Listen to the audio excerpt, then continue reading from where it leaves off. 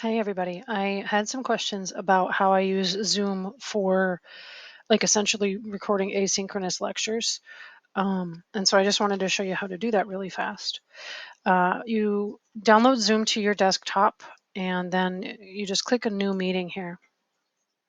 And oh, look, there I am. I like to make it full size. Hey, look, we're in California today. That's fantastic.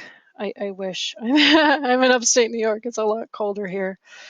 But I like the background. So anyway, in Zoom, I'm just in this room by myself, just me. I don't need anyone else in order to have a quote unquote Zoom meeting. Um, so these controls down here allow me to start recording my Zoom meeting. I would normally unmute myself, but I don't want to create a feedback loop with my other screencasting software. Um, so you can control pause and stop the recording down here. And I like to do this if I'm going to show people something, like maybe I have a whiteboard at my house. Am I the only one? I hope not.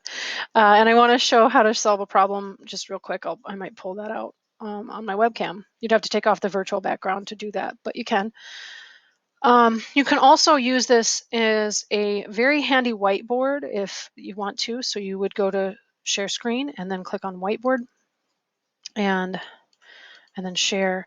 And in this whiteboard, it's especially effective if you have like a tablet that you can write on, or if you have maybe a Wacom tablet. Is what I use because I don't like the way my tablets write. I'm too sloppy.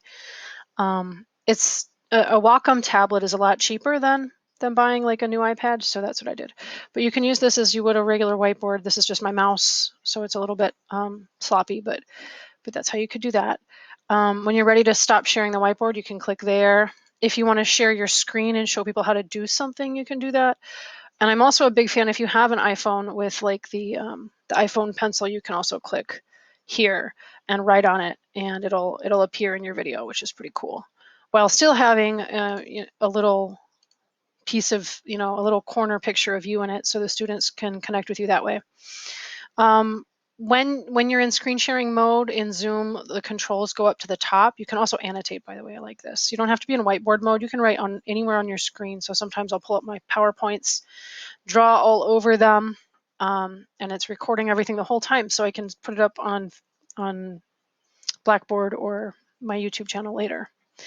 The other thing to notice is you can pause the recording. So just a few minutes ago, when I was trying to record this the first time, my dog started to bark, so I paused it. And then when you're finished, you hit stop sharing and you exit out of the Zoom meeting. And then it's going to come up with this progress bar. It's converting it into a video recording for you. This takes a variable amount of time depending on how long the video is, but usually not very long. It's faster than most converters I've used. And then you're going to get a window that pops up with 3 files, one of which is just the audio. One says playback, so I don't know what that does. And the other one just says Zoom_0. That Zoom_0 is the video and audio recording that you want to upload to your learning management system, or this one right here, or into YouTube. And when you do that, then your students can watch it at their leisure, which I think is a really nice thing. Okay, so if you have any questions, feel free to let me know in the comments. I'm happy to help.